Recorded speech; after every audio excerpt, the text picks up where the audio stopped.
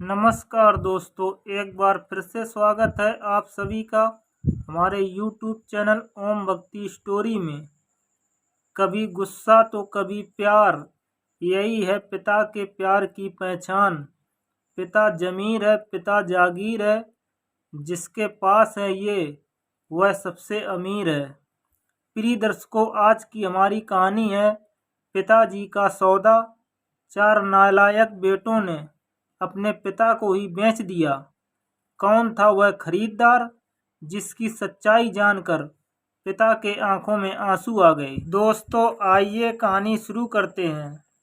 आज बरामदे में बैठे बैठे किशन जी को बहुत ज़्यादा भूख लगी थी। उनके घर में बहुत सारी पकवानें बन रही थीं, जिनका सुगंध उन्हें साफ साफ समझ में आ रहा था।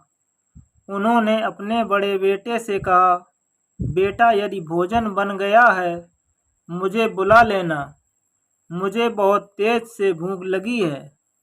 तभी बेटा गुस्से में बोला, हाँ बन गया है बुड्ढे, लेकिन अभी किसी ने खाया नहीं है, पहले सबको खाने दे फिर मिलेगा। हर वक्त जीभ खाने को ही मांगती रहती है। यह सुनकर किशन जी शांत होकर बैठ गए। उनको खाना सबके खाने के बाद ही दिया जाता था। बूढ़ा जिसकी खाल हड्डियों से चिपकी हुई है, चेहरा झुर्रियों से भरा हुआ है, एक हाथ ज्यादा काम नहीं करता, आंखें अंदर को धस गई हैं, हर वक्त मायूसी चेहरे पर छाई रहती है। पूरे दिन अपने खाट पर अकेले बैठे इधर उधर आने वाले लोगों को देखते रहते हैं। घर में चार बेटे हैं और बहुएं भी और पोते पोती भी हैं, लेकिन बैठकर दो बात करने को तैयार नहीं था। जब भी किसी से बात करने की कोशिश करते, सब धुतकार देते और कहते हैं, बूढ़े से क्या बतियाना। सब किशन जी से दूर भागते थे, जैसे कि वो कोई अछूत हो। बुढ़ापा भी कितना दुखदाई होता है, अपने ही बच्चे बुढ़ापे में दूर भागते हैं। एक जमाना ऐसा हुआ करता था जब किशन जी घर के मुखिया हुआ करते थे। घर में आते जाते तो ऐसा लगता था जैसे कोई शेर आ गया हो, और उनके सामने कोई बोलने वाला नहीं था।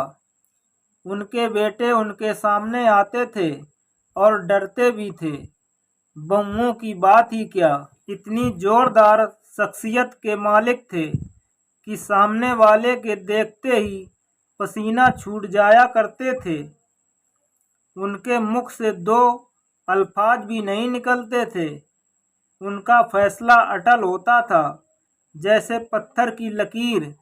किसी भी को उनके फैसले के खिलाफ जाने की हिम्मत नहीं होती थी।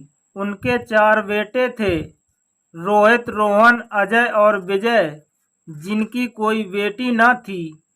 चारों बच्चों की उन्होंने शादी कर दी थी। घर में बहुएं आई थीं और पोता पोती भी थे। उनका अब बहुत बड़ा कुनबा था। धीरे धीरे वक्त गुजर गया। उन्होंने अपना सारा काम धंधा अपने बच्चों को सौंप दिए, लेकिन घर और जमीन उन्हीं के नाम पर था। फिर एक दिन उनकी पत्नी भी उनका साथ छोड़ दिया और वे अकेले रह गए। वक्त गुजर रहा था और वक्त के गुजरने के साथ ही वे कमज़ोर होते जा रहे थे। और तभी चारों बच्चों ने मिलकर उन्होंने बहला फुसलाकर उनकी सारी जमीन जायदाद, घर, सब कुछ अपने नाम करवा लिया। उन्होंने कहा, पिताजी, अब तो हमारे नाम कर दीजिए। इतनी मीठी मीठी चिकनी चुपड़ी बातें बच्चों ने किया और 10 दिन तक खूब सेवा भी किया, जिससे कि किशन जी को विश्वास हो गया कि उनके बच्चे उन्हें बहुत प्यार करते हैं और बुढ़ापा आगे का अच्छा गुजरेगा। इसी कारण किशन जी ने सब कुछ अपने बच्चों को दे दिया और एकदम से खाली हाथ हो गए। धीरे धीरे वक्त गुजरने के साथ ही वे कमज़ोर होते जा रहे थे और बच्चे उन पर हावी होते जा रहे थे।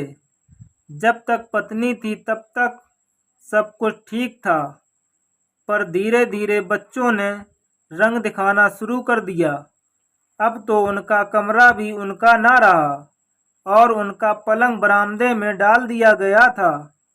खाना भी अब तो सबके खाने के बाद दिया जाता था, पर वह किसी को कुछ नहीं कहते थे, बस बैठे हुए सब कुछ देखते रहते थे। कमजोर ही तो हो गए थे, लेकिन फितरत तो वही थी, अपनी बेइज्जती बर्दाश्त नहीं कर पाते थे। जब उनके नाखून बड़े हो जाते थे तो कहते थे, बेटा मेरे नाखून काट दो। तो एक बेटा दूसरे बेटे को कहता और दूसरा बेटा तीसरे बेटे को कहता, तीसरा बेटा चौथे बेटे को कहता। एक के बाद एक अपनी जिम्मेदारियों से विमुख होने लगे। कहते कहते बड़ी मुश्किलों से नाखून काटे जाते थे। अपनी बेबसी पर उन्हें बहुत रोना आता था और उन्हें वो अपने दिन बहुत याद आया करते थे, जब सब उनके आगे पीछे घूमते थे। जब वो घर के मुखिया हुआ करते थे, बुढ़ापे में उन्हें ये दिन देखना पड़ेगा, उन्हें कभी सपने में भी नहीं सोचा था।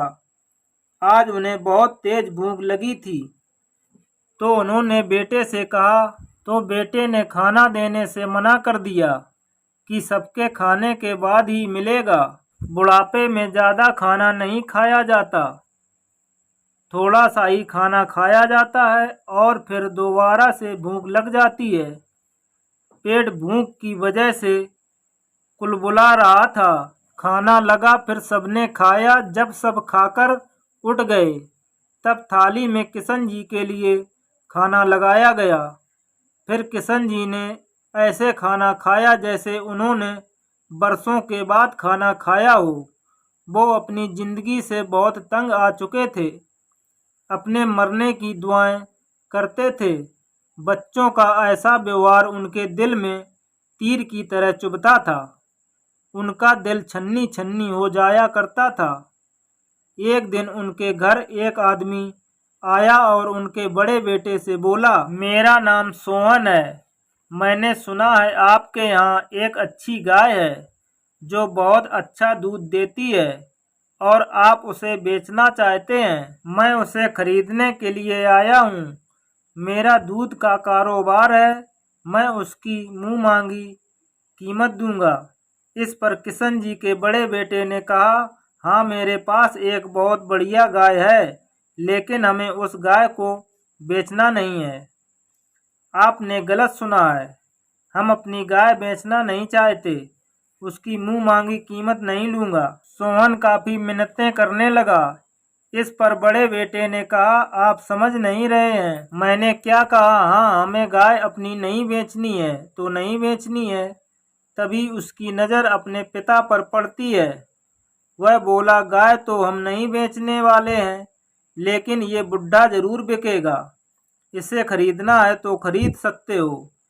सोहन काफी हैरान हो गया और वह एकटक किशन जी को देखने लगा। एक मायूस झुर्रियों से भरे वाले व्यक्ति एक पलंग पर बैठे हुए थे। सोहन ने 2 पल के लिए सोचा और बोला, कितने में बिकेंगे? किशन जी का बेटा बोला। किशन जी का बेटा हैरान रह गया। उसने तो ऐसे ही कह दिया था और वो आदमी उसके पिता को खरीदने के लिए तैयार हो गया था। किशन जी का बड़ा बेटा समझा कि सोहन मजाक कर रहा है। वह सोहन से बोला, 30,000 में दूंगा, लोगे? सोहन ने अपनी जेब से 30,000 रुपये निकाल कर किशन जी के बड़े बेटे को दे दिए और बोला कि मैंने खरीद लिया, आज से ये मेरे हुए। किशन जी के बड़े बेटे को यह देखकर बड़ा आश्चर्य हुआ और वो बड़ा ही खुश हुआ। उसके हाथ में अब 30,000 रुपये थे। वो सोहन से बोला, तुम यहीं पर रुको, मैं अभी आता हूँ। और वह भागा भागा अपने तीनों भाइयों के पास पहुँचा, उनसे सलाह मशविरा करने लगा। तब तीनों भाइयों ने कहा, अब वैसे भी यह बुढ़ा किसी काम का नहीं है, अब इसका सभी दौलत हमारे पास है, बैठे बैठे हमें परेशान किए रहता है। बुढ़ा हो गया है, बीमारी भी हो गई है, कौन इसकी सेवा करेगा।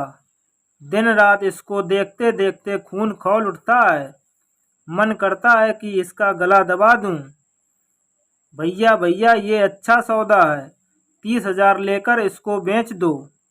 सभी भाइयों ने यही निर्णय लिया और किशन जी के बड़े बेटे ने सोहन के हाथों बेच दिया और उसने कहा, हमें सौदा मंजूर है, तुम बुड्ढे को ले जा सकते हो। किशन जी यह बातें बैठकर सुन रहे थे। दिल पर छुरियां चल रही थीं। उन्हें अपने कानों पर विश्वास नहीं आ रहा था कि उनके ये बच्चे उन्हें बेच सकते हैं।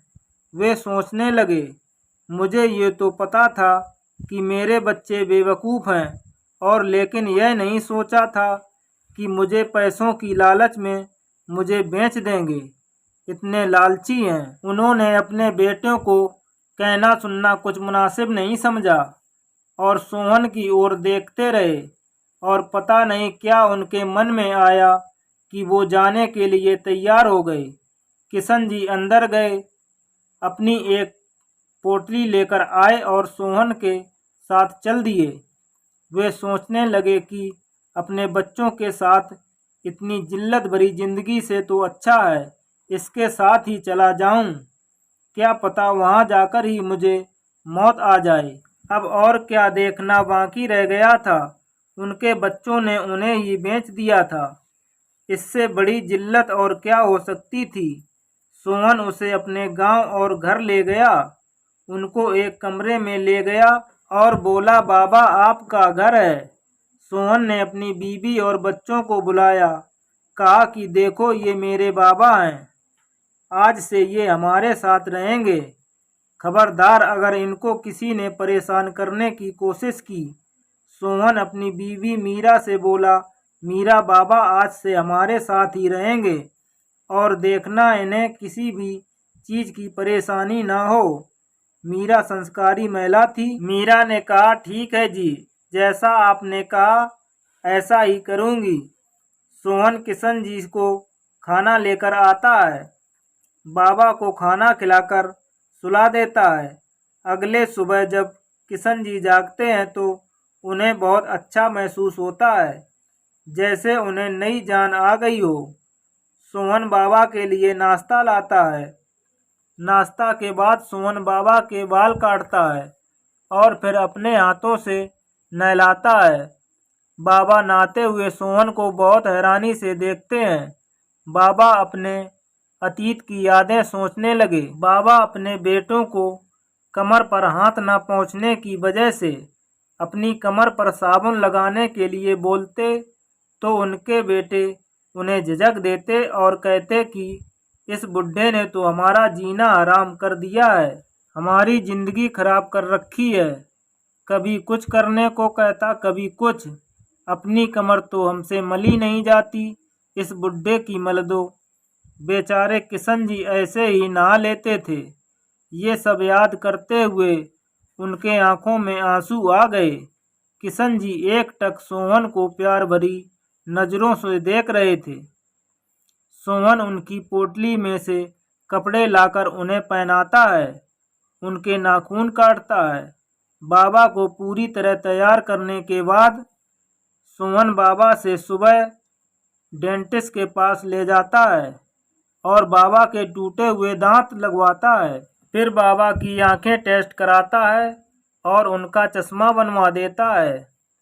बाबा सोहन को सब करते हुए देख रहे थे, प्यार भरी अरमान भरी नजरों से देखे जा रहे थे। सोहन के गांव में मेला लगा हुआ था। बाबा को शाम के वक्त मेले में ले जाता है और कहता है, बाबा मेला तुम्हारा है, तुम जिस चीज पर हाथ रख दोगे वो तुम्हारा है।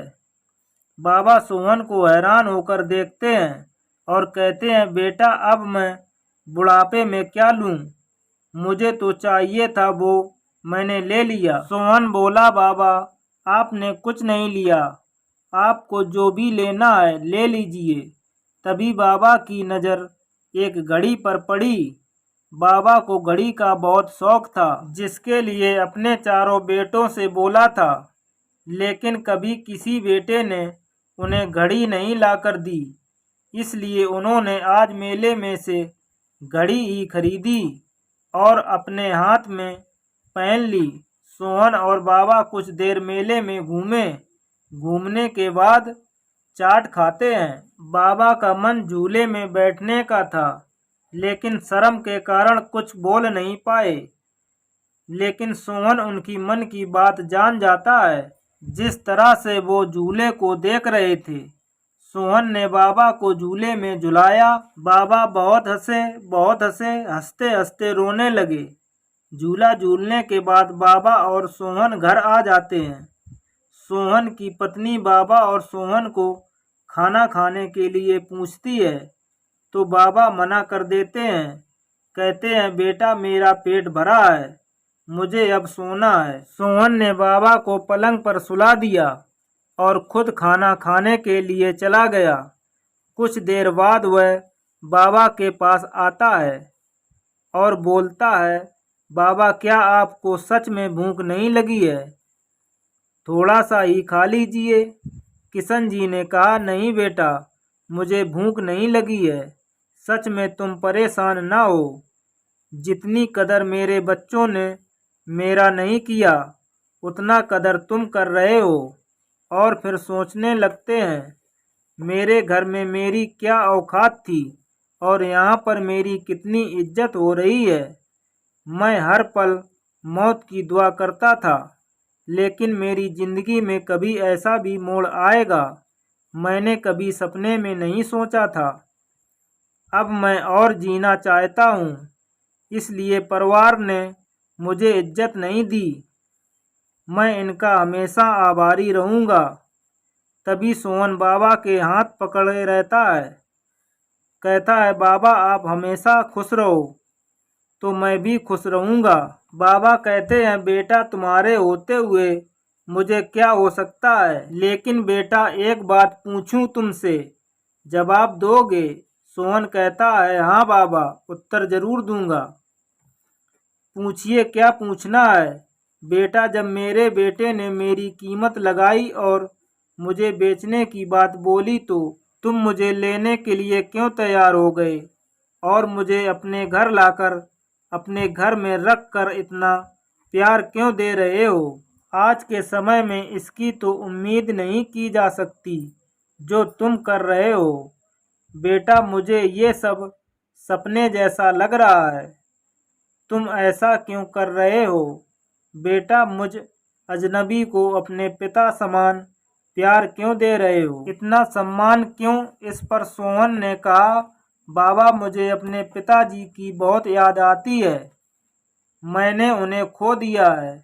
जब तक पिताजी मेरे पास थे, मुझे उनकी कदर नहीं थी। आज जब पास नहीं है, तो रह रह कर उनका ख्याल आता है।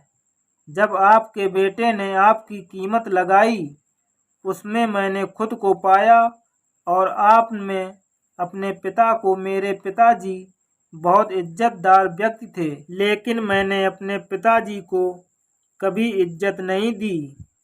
हर पल उन्हें कोसता रहा, हर पल उन्हें ताने मारता, उन्हें जलील करता और कभी कभी उन पर हाथ भी उठा देता था। सोहन रोते रोते बोले जा रहा था। बाबा यह सब बातें सुन रहे थे। फिर सोहन कहता है, बाबा मैंने मेरी ही लापरवाही से मैंने पिताजी को खो दिया। एक रात बाबा को खांसी इतनी ज़्यादा थी, मुझे सोने में परेशानी हो रही थी।